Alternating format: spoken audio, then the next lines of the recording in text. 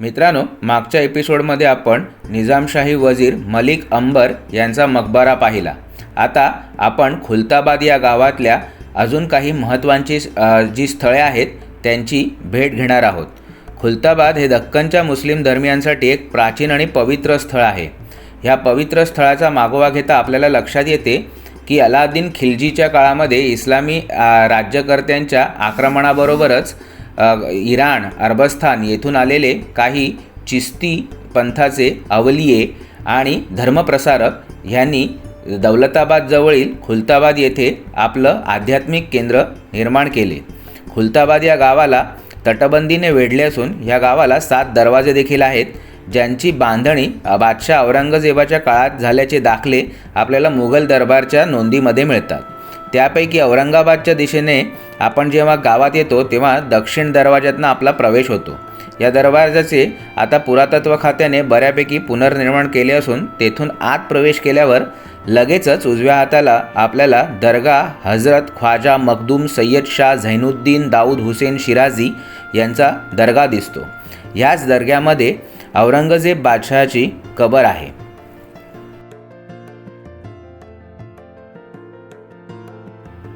संत झैनुद्दीन शिराझी हे हिजरी 701 किंवा इसवी सन 1301 रोजी इराणमधील शिराज या गावातून दिल्लीला आल्याचा इतिहास समजतो. पुढे ते महम्मद तुघलकांच्या काळामध्ये इस्लामी सैन्यासह देवगिरीच्या जवळील खुलताबादमध्ये येऊन येथील स्थानिक काझी बनले आणि तेथे त्यांना शेवटी त्यांचा मृत्यू येथेच झाल्याने त्यांची जे कबर आहे किंवा ज्याला रोजा असं म्हटलं जाते किंवा मकबरा हा येथेच तयार करण्यात आला.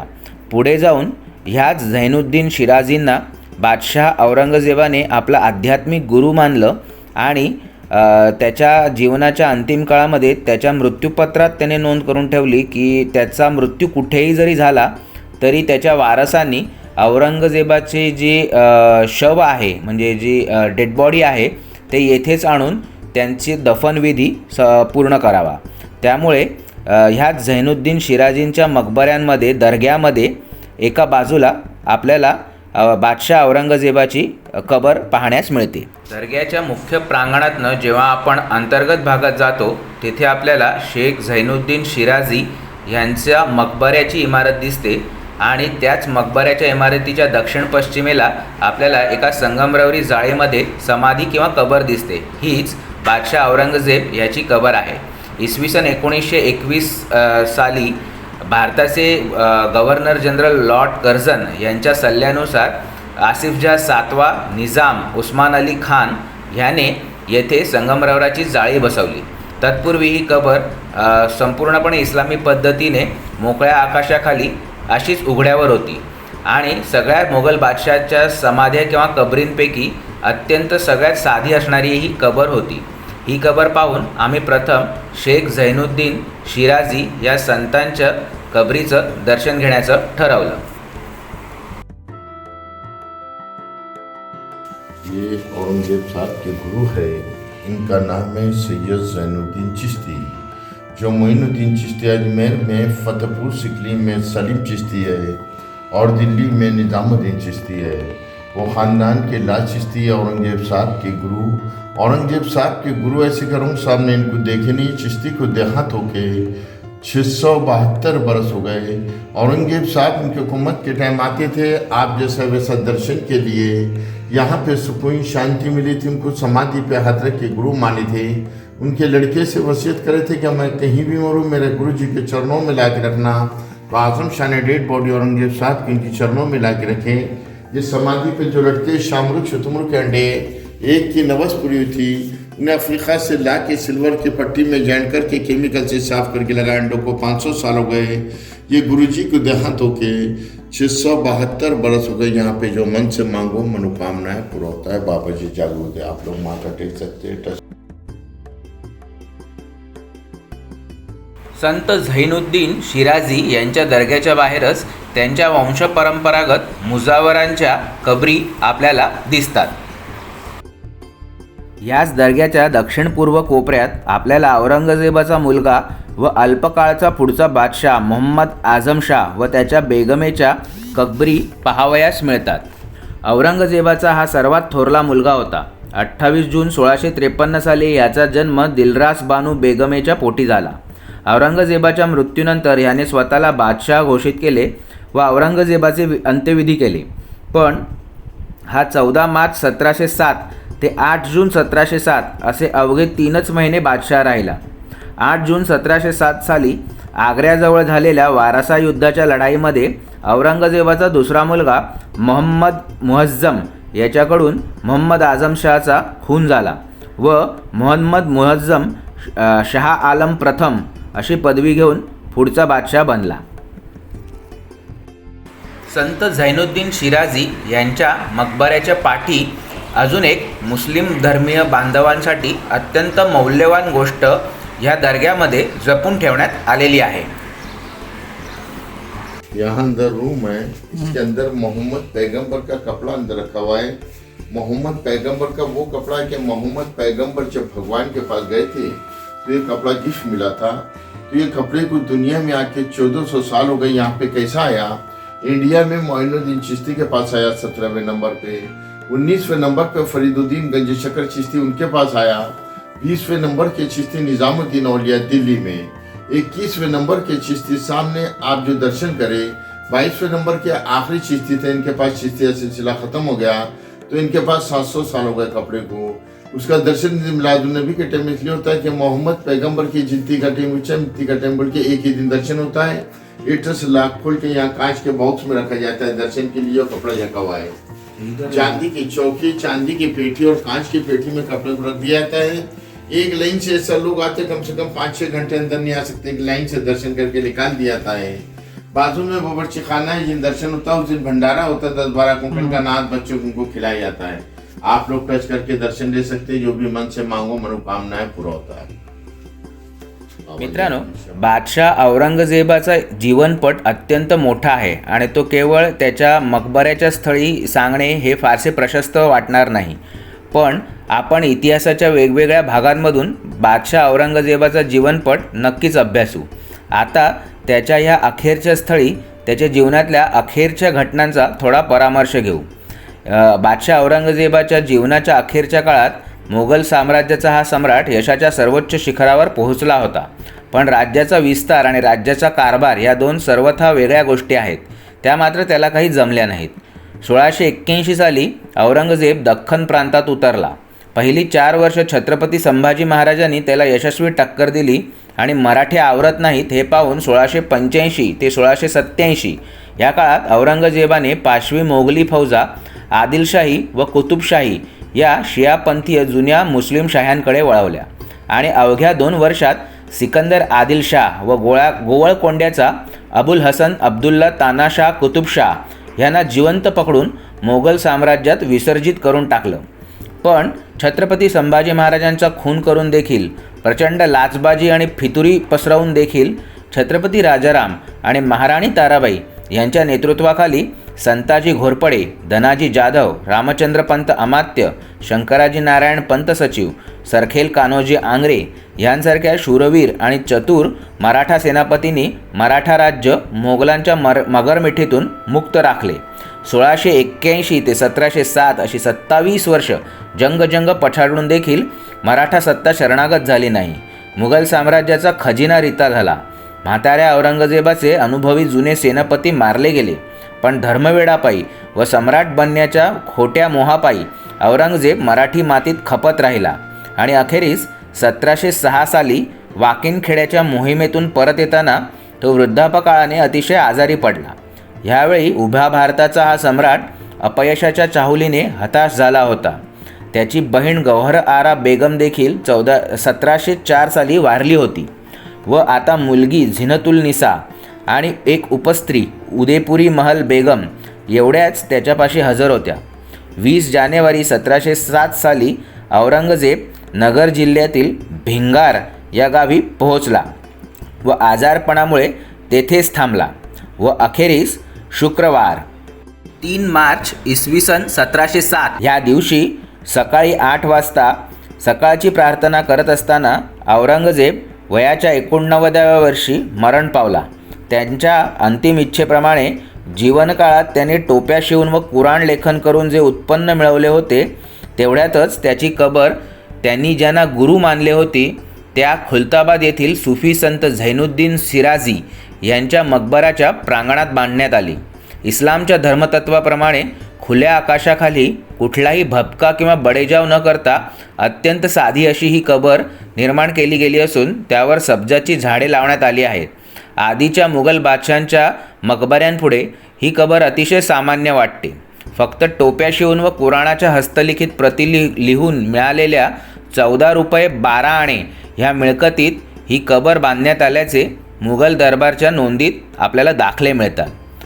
कबरीच्या शेजारीच औरंगजेबाचे पूर्ण नाव लिहिलेला संगमरवरी दगड आहे. त्यावरील नोंद पुढील प्रमाणे: अल सुल्तान अल आझम वल ख्वान अल मुकर्रम हजरत अबुल मुजफ्फर मुहिउद्दीन मोहम्मद औरंगजेब बहादूर आलमगीर अव्वल बादशाह गाजी शहनशाह सुल्तान अल हिंदिया अल मुगलिया. अशा रीतीने ही छोटीशी कबर आपल्याला येथे पाहता येते. संत झैनुद्दीन शिराझी यांच्या समोरच्याच बाजूला आपल्याला हजरत ख्वाजा शेख बुरानुद्दीन गरीब यांचा दर्गा दिसतो. ह्या दर्ग्यामध्ये अजून एका ऐतिहासिक व्यक्तिमत्वाची कबर आपल्याला पाहायला मिळते, ज्याने दख्खनच्या इतिहासावर आणि मराठ्यांच्या इतिहासावर फारच मोठा प्रभाव टाकलेला होता. आपण येथे औरंगजेब बादशाच्या तालमीत तयार झालेल्या निष्णात मुत्सद्दी आणि शूरवीर योद्धा असणाऱ्या, एकेकाळचा मुघल दरबारचा वजीर असणाऱ्या आणि या हैदराबाद राज्याचा संस्थापक असणाऱ्या, पण एवढं असून देखील 4 वेळेला बाजीराव पेशव्यांकडनं पराभूत झालेल्या मीर कमरुद्दीन खान सिद्दीकी बयाफंदी उर्फ चिनकिलीच कमरुद्दीन खान निजामुल मुल्क आसिफ जा प्रथम निजाम हैदराबाद याची देखील कबर पाहू शकतो. याचबरोबर त्याच्या मुलाची देखील कबर येथेच आहे. निजामांच्या कबरी पाहण्याआधी आम्ही संत बुरहानुद्दीन यांच्या कबरीचे दर्शन घेण्यासाठी त्यांच्या मकबऱ्यामध्ये प्रथम प्रवेश करून तेथील दर्शन घेतले.